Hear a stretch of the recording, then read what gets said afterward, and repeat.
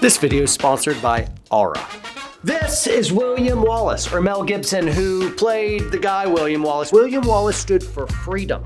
Yes, freedom against a tyrannical English monarch, but also online freedom. If you don't know what I'm talking about Aura, who's a sponsor of this channel and probably William Wallace. Aura provides online internet security to keep you and your family free from fraud.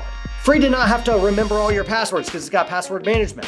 Free from viruses, antivirus. Aura found where data brokers were selling my information online. They also found me on the dark web. And I don't know what that means, but I don't like it one bit. And I'm glad that Aura has my back on my cell phones, also on my computers. If you check out aura.com/WPS, you can go ahead and get started with a 2-week free trial. That's aura.com/WPS. That dude's internet connection was secure.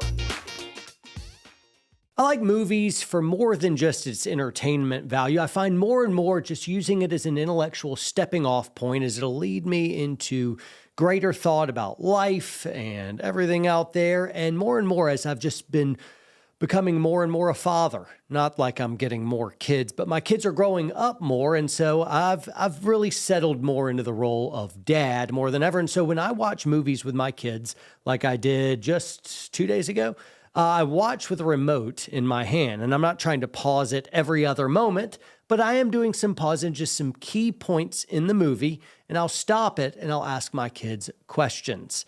Some of them just be like cartoon movies. I'm like, hey boys, what is this movie about? What's really going on here? So for instance, one such movie was the movie Hoosiers, and it's about Gene Hackman, who played the villain in Superman. You remember him? Yes. Correct. He was a great Lex Luthor, by the way. He is a coach who has been in college ball. He took an exodus for a long time. Then he gets into high school ball and he's rejected by this town. And he's coaching a basketball to ultimately go through and win a state championship, which was unthinkable for them. And so I'm asking my boys, kind of as the movie has just wrapped up or is about to, I'm like, boys, what is this movie about? Because the temptation is to be like, oh, about kids who win a basketball tournament. And really, it's not. It's really a movie about second chances. That's what it's about. It's about second chances. It's about moral courage being greater than that of chasing an accolade. And so what the movie pretends to be about isn't necessarily what the movie is about. And sometimes it's just not incredibly obvious as we're interpreting a movie in front of us, or we're really interpreting what our lives are really about. If you were narrating a movie of your own life, what would you say the obvious plot was, but then the deeper, more important plot? Maybe your story would be a success story. Maybe it would be a failure.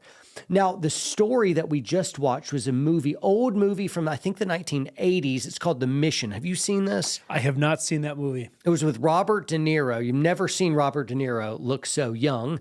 And I can't even imagine a young-looking Robert De Niro, actually. That doesn't exist. That's incredible. And so he's a slave trader in South America. He is trying to capture Indians, bring them into slavery. And at the same time, there's this Jesuit order, some priests that are going down, and they're doing something completely different. They're hiking up waterfalls and treacherous stuff, breaking brush through Amazon to be able to get to these tribes and give them the gospel. They've already lost one priest to martyrdom as they tied him to a cross, sent him down river and killed him. And then the next priest, I'm like, well, I'm going to go try too, which is nuts that some of these missionaries love people enough to be able to do that. And so you saw the worst of humanity, slave traders, and then the best of humanity, risking life to give a message, which you know it's probably your own death sentence, to work to get to him, and then you get murdered for him. And so he's going up to do that. And so it ends up coming to this really neat sequence where there's a bit of a face-off. Prepare yourself for the spoiler alert, though you've been slacking off for 50 years. So Mendoza was a hired mercenary, a slave trader, consummate warrior. He was emotionless. He was a hardcore, dangerous dude. No nonsense, no sympathy, no empathy. And so that's what his character was. And he ended up getting in a lover's quarrel. His brother had kind of stolen the affections of the girl he liked. They end up in this public duel, and he kills his brother. And now he wants penance. He doesn't believe there's anything he could ever do to atone for his own crimes. And so a priest visits him and says, hey, why don't you try something out? And then they go apart this real ascetic kind of pay for your crimes by suffering of the body, which is really I don't like that. That doesn't work. But anyway, this is the story. It's not a story of what I like or what I think is best. This is just the story as it happened. And supposedly this movie, The Mission, was based on a real life event and personages. So this is a true story. I don't know what creative liberties were made in this, but regardless, Mendoza follows this priest to go participate in a mission to Indians that he was formerly working to enslave. And so they knew him as somebody who had killed them and enslave them, and that becomes really important. But part of his penance is he's going to get this massive, like, bundle of armor and swords and just, I don't know, it looks like he's just moving around with a landfill tied behind him, and he's breaking brush in the Amazon, and he's scaling up cliffs and mountains. Very dangerous, very treacherous, and you see as his journey, it's just miserable. Even the other priests want to lighten his burden and be like, this is insanity. You're going to kill yourself doing this. He finally gets up to the very Indians that he was enslaving. They recognize him. They see him all just muddied and beat up and exhausted, and they run up with a knife as if to slay him. Because they recognize him. And instead, they relent, cut the burden off of him, pushes it off a cliff, and he just breaks down and weeps because he had been forgiven, even when he couldn't forgive himself. And this is where he had his moment where he met the forgiveness of Jesus. And so he would convert to Christianity there, and he'd become a Jesuit priest, which is... That's wild. That's a really very Pauline. There was an ancient guy a couple thousand years ago, Saul, who hunted down Christians and killed them until one day he had a dramatic conversion as well, and then he became one of them. So same kind of story, and carrying the burden was very reminiscent of John Bunyan's famous work in the 1500s, Pilgrim's Progress, carrying his burden. And so anyway, real kind of cool stuff that happened there in the 1700s. This story, the historical events happened in the 1700s. And so what should have been his execution ended up being his rebirth from certain death. And so politics come in, and without getting too belabored down into the details, the Indians are going to have to move out of this mission. They left the jungles. They've moved into this mission that was sponsored there, and they've built a life. They've built homes there, and now they're being ejected from that mission. And some of the forces that be is, well, if some of the politics lay out one way, slavery becomes a legalized thing, and they're all going to become human slaves. Or they're left alone. But if that happens, there's going to be a fracturing within the church, and the Jesuit order will probably become extinct, in which case awful stuff around the world is going to be happening as repercussions for that. And other missions all over the place close as well. It's just a classic crappy situation. No matter what you do, it's bad. It's just a matter, do you want bad locally or globally, or it's just tough. It's tough. The more you know, the more you realize of like, there is no great solution in that. So the movie comes to this ultimate climax. The natives are told to get out of the mission, and if they stay, this foreign government's going to come in and forcibly eject them. The Indians are saying, hey, we're not going anywhere, and half of them say, we're going to stay and fight, and the others say, we're not leaving, but we're not going to fight. And so you see a fracturing of the missionaries to that area. Some of the priests, the monks, they're saying, no, this is wrong. We're going to stay and defend. And they pick up arms and start training them and building up defenses so that they're going to fight it out. And then there's another monk, Father Gabriel, who doesn't believe that that's the route they should go. And instead, it's more of a peaceful protest. And so it all amounts to this foreign army coming up. And so you have half the Indians wanting to do warfare, and the other half are just going to have a worship service. They're going to march out peacefully protesting. They hold a cross. And anyway, the army comes.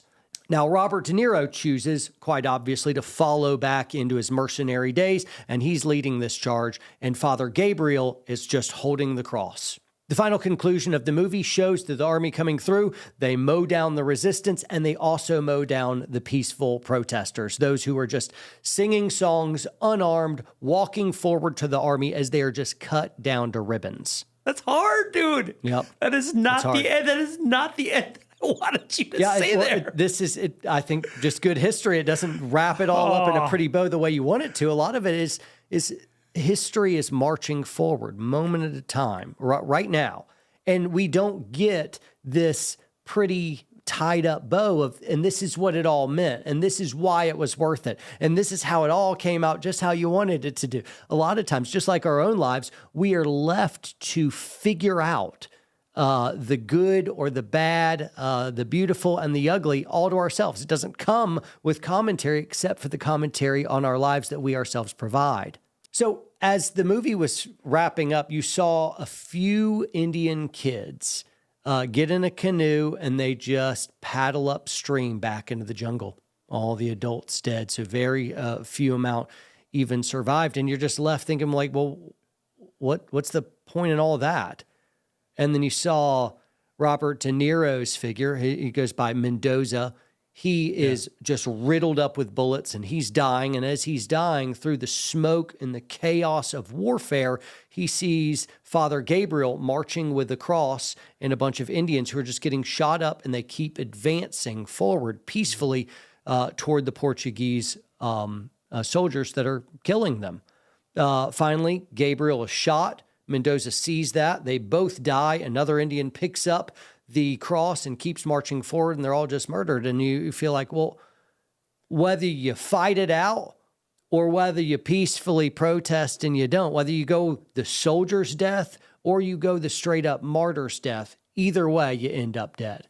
So what do you do? And what's the better thing to do? Well, this was a little bit hard for me to untangle. And I explained to the boys, I'm like, all right, so you saw the Indians as they were. You saw missionaries come to them. In this case, the first missionary was sent to them was murdered by the Indians. The second missionary saw good success. The Indians start to convert, and life gets really, really sweet and wonderful. By all metrics, that was a really, really good thing for them. And so you saw some of the beauty that the kingdom of God can bring. Peace and unity and love and forgiveness and selflessness and good labor with your own hands. That's really good stuff. A moral code in which to live by. You saw the best that mankind can bring, the kingdom of God advancing through humans. And then you also saw simultaneously in the same place, and that's why this history is so interesting, you saw man's power lust and wealth lust as well. That was just interplaying right beside it. You saw even in this time period and before some of the conquistadors, and you saw them just wreaking havoc and looking for gold and land and subjugating natives, whatever they were doing. But then you also saw guys like Bartholomew de las Casas of like, holy cow, these amazing dudes who were arguing against some of the crimes against humanity that saw that some of the other conquistadors were engaging of. So it was really a mixed bag. You can't just look back and historically label everyone as just the worst or the best. It really is. It's just everyone is just their own unique person. And some of that is a mixed bag of really good and really bad, or really bad and some good. And so it's just not so straightforward. Whenever you find somebody looking back into a historical period and saying, and everyone was bad and we in our day are better and good and we wouldn't have done that, C.S. Lewis calls it historical snobbery, chronological snobbery. And I think we have to really beware that kind of trap. You saw Indians killing white men killing Indians. You saw both sides engaging in terrible crimes against humanity, and the Indians were ripping each other to shreds long before we even got here, which was Aztecs and the Incas. You have, like in the Aztecs, you had little pyramids of bones that were built on the sacrifices as the Aztecs would go to war against other tribes, take them captive and sacrifice their children every morning so that the sun god would bring up the sun each morning. Like that's awful. That's terrible. Yeah. So as soon as you're like trying to prop one identity group up by completely denigrating all of the other identity group to being all bad all the time, now you're playing historical revisionistic games with political aims of a current Marxism. That's what's happening. It's only the ignorant folks, only the intellectually unsophisticated that make lots of claims and have no footnotes. Those are the people doing that. And we want to steer clear of that, obviously. And so I got to ask you then, like talking about virtue with the mission, was the point of the mission then to rob everything of its virtue? I think overall, with my commentary, I don't mind my kids watching it. Yeah. But without my commentary, without me being able to kind of guide them through of like, all right, here's what we don't like, here's what we do like, Yeah. here's something we need to watch out for. And anyway. I mean, the movie sounds like it ends in a nihilistic point. There was one point where like an archbishop looked at the natives and said, well, it may have been better that we had never come at all. And I'm like, well, and then at the It's end, an archbishop, with the, a holy man who's saying that archbishop. that's right. I'm kind of like, well, this man should represent that life on this planet is just a stopping by on your way to eternity, and all that matters on this fallen rock is to make sure you get eternity right. So how that's a really, really cynical thing for a holy man to be saying right there. wicked, secular, humanistic thing for a holy man to say. And it just immediately betrays his worldview isn't holy at all. It's humanistic. And so they wrote him in as humanistic, which I didn't like at all. And then when you see the little kids sailing off by themselves to restart the way that they had been for ages before, it kind of answers the question of, yeah, it would have been better. But of like, well, if a lot of those adults who were slaughtered end up going to heaven, well, none of them would have thought that looking back, but we don't get that. The movie doesn't get that Right. At the end. You're just left with what was. This kind of stuff, though, it happens historically. Ben, I want to know, would you side with Mendoza? Would you fend off, protect, by strength of arms, this tribe? Or would you, Father Gabriel, would you just hold the cross and peacefully protest? You got to choose a team. I almost think it's impossible for a man to be able to nail down exactly where he's going to be on these things until he is in that thing. But I would think if I was a man of war in my past, I think that I would bring those skills and hope that the Lord would have sanctified the use of deadly force to protect the innocent from certain annihilation. I think of just war theory in this as well, because I think that just war theory would posit that if your victory is sure, then that is a just case for war, and if it is a lost cause, just war theory would say that it is not a just war. Got it. I believe in just war theory, and just my top-down view of it right now, I think that it would be a struggle for me to fit if the Portuguese assaulting army had me on every level. Right. Yeah, and so I don't like how totalitarian that is. It's almost kind of like the right thing is tied to, only if you could be victorious as well. I don't like that. I think even a war you can't win and you die doing could be the right and virtuous thing Braveheart, to do. right behind you. Yeah, Braveheart. There's William Wallace.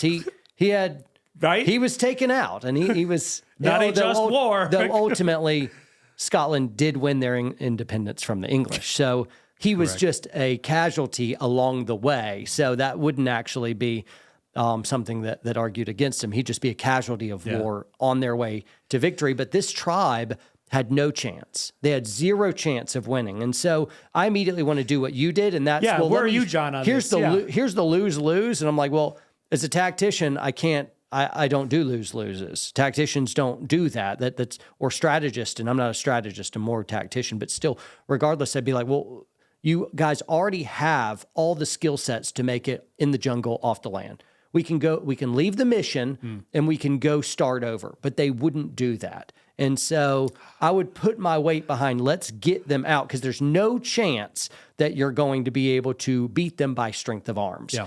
Now, there's there's a fork in the road here. Well, What's the you can do fork? the warrior thing or you can do the martyr thing. It's one of the two. You can do the warrior thing or the martyr thing. Now, the warrior in me wants to be able to, like, hey, protector of the innocent stuff. There's a time for peace and there's a time for war, says Ecclesiastes 3. That's the right thing to do sometimes when you're confronted with an ideology like ISIS or Hamas. If you have the Third Reich, Hitler cooking Jews in ovens or something like, nope, you need to stop that. If you have an active killer shooting up a school or a mall, there's one solution to that, and that's violence. And so violence is the correct, righteous, virtuous action. That's what I believe God would have me do as a warrior, stand in the gap and protect innocent life. That's what he'd have me do. But these folks, they could have retreated.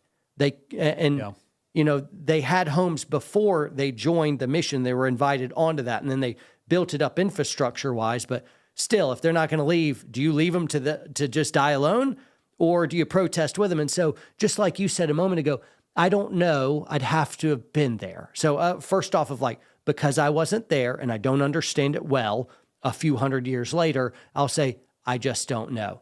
But I think I would gravitate a little bit more toward the martyr route in this case. Oh, what? I think I would. Because it's this. It was founded as a Christian mission. That's what it was. It wasn't its own autonomous government with its own standing army. You weren't there in your capacity as a general or a politician. You came to talk about a supernatural reality that lies against this present darkness. You came to talk about saving souls. And so you're walking the paths that the apostles walked. The apostles could have, thousands of years ago, strengthened their position, picked up swords, and went to fight. But instead, all of them went the martyr's route. So did Jesus, who was a commander of the Lord's army. Jesus could have just laid everything to waste, and instead, he let himself be murdered. He let himself be martyred for his cause. And so it is similar in that. I think about something very close to this is, this was more Central America, it may have been South America, but there's the story of the 1900s missionary Jim Elliot. Jim Elliot, a real likable guy who's part of the Cambridge 7, or maybe right under theirs in the early 1900s. And he went to go do missions. They reached a tribe that had never been reached before. They had a gun. They refused to use it when the tribe came in because he said their souls were not ready to meet with God. And so they refused that. They took the pacifistic route, and every single one of them was killed. And someone could say, aha, see, you should have gone Mendoza's route. You should have fought and protected. I'm like, yeah, but hold on. The story's not over. Elizabeth Elliot, his wife, and some others went back to the tribe. They converted to Christianity, and that whole tribe was dramatically changed from all the terrible stuff that tribe had been enslaved to. Just demonic evil was what they were. They were thrust into darkness. And so that entire tribe was delivered. And so yeah, they were. It's like, well, which was greater? If the soldier comes in, maybe you're able to stack some bodies and defend yourself, but no tribe is ever going to be changed forever in a supernatural and unthinkable way so that all of their generations as well have a hope and a future in this life, and more importantly, the next. And so in that way, and then all of a sudden you're looking in of, well, what is accomplished by the martyrs, not just in a Christian context, but you could think of it even in civil rights, even in a governmental, practical way. Martin Luther King Jr. was killed.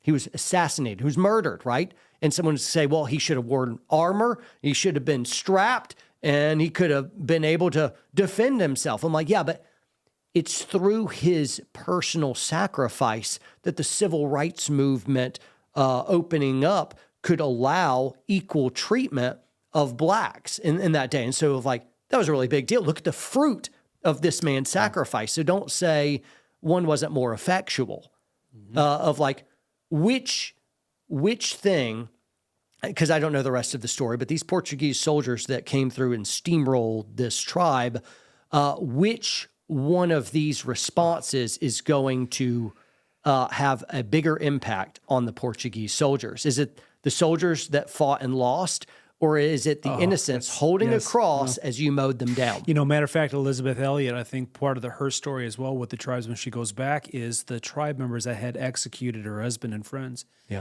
felt the guilt of what they had done. Yep. And it was that guilt. You mentioned forgiveness earlier. They converted, repented, and became good men. Oh, John, this is such a hard word. They became good men. Fighting men feel that they can fight their way out of everything. Yeah. But that ultimately ends up being a human power. If God is true, and I believe He is, there is a greiter power. Oh, that's seen perfectly in our weakness. It's an interesting conversation in our day as well because of I have these two things. I have a sword. I have a gun, I have force, I have violence, and then I have a cross. I have the martyr. I have the sacrifice. I have the which one of these paths. And I think one is well, who are you and what are you called to? And then it comes down to the nuance of the actual events, which path you're supposed to walk. But I think warriors would dismiss the martyr route as weak and passive. But if you look at the actual fruits that come after each of their sacrifice, because both sacrifices, I see that a battle may be changed by the soldier, but the world is changed by the martyr. John, can I ask you a question? Is not a soldier who die, or is someone who fights in arms also a martyr? No. No. If the person picks up a sword, now they're a combatant. They're a soldier. No, you're dying the soldier's death. So I have the option of violence, and I'm choosing to let you do violence and kill me. That's a very interesting hands distinction. off. So that is what makes you a martyr. Because I would have thought that a soldier under the banner of Christ fighting for a cause would still be called a martyr, but I see. Nope. Now you're a soldier for Christ. You're not a martyr for Christ. Yeah, you can win in battle for the Lord or lose in battle for the Lord in strength of What arm. a curious distinction, because in Islam, of course, their fighters are called martyrs. So under their banner of religion, their fighters are also called martyrs, where in Christendom you would make a distinction. That is actually very interesting to me. Yeah, and so their sixth pillar of Islam would be holy war. And some Muslims will interpret this more metaphorically. It's an internal struggle against wrongdoing. I've heard that. And others will say, no, kill the infidel and separate his head from his body. And they see one crusade that happened early in the 7th century, and that one crusade is going on to this day all around the world. And it's against everyone that is not a Muslim. And so the idea is kill the infidel by any means possible, destroy them, and Allah will be pleased with you. Yeah. And so that's the idea. And there's really no parallel in Christendom for that, is what I'm hearing you say then as well. There's really no way for a Christian to claim Christianity while spreading the beliefs of Christ with the sword. So the sword is not how you spread Christianity. And that's not whatever really spread it. Now, there's some moments in history where that happens, and people who don't really know history would love to just say nope, the church went through and did that. No, that's not true. There were moments where this happened. I believe it was Theodosius, and when he became emperor around 380 or so, he would march people into the water at sword point to baptize them. There's moments like that. But no, Rome went Christian because of the beauty of the gospel. What was happening is they were literally butchering Christians by the tens of thousands under the maniacal rules of guys like Decius and Diocletian and Aurelian and Valerian and Titus and Nero. And holy cow, there's massive amounts of persecutions where they're just butchering Christians like cattle. And what happened is the Christians died in such epic martyr ways, like they're singing hymns while you skin them alive, that kind of stuff of pregnant women and little girls are refused to recant even when you torture them and kill them. And so Rome had no compass for that. They are people who subdued the world, and they saw something different about the faith of the Christians that they never saw anywhere else. And as fast as they killed them, other people would convert, not by force, but by beauty. It was force that tried to stop Christianity, but it couldn't. And it just spread like wildfire until Rome itself became converted. And so the tack was different. Now it's not, you can't kill Christianity by force, so what we'll try to do is kill it through corruption. And that would be the story of the next millennia. And let's see how the church does with power and money. And that tact worked much better. This is deep stuff. Worked much better. This is deep stuff. You would have, but it is incorrect to say that Christianity has spread primarily through a sword. No, a sword is how you protect the innocent from death. But the sword has never been the Christian's evangelical weapon.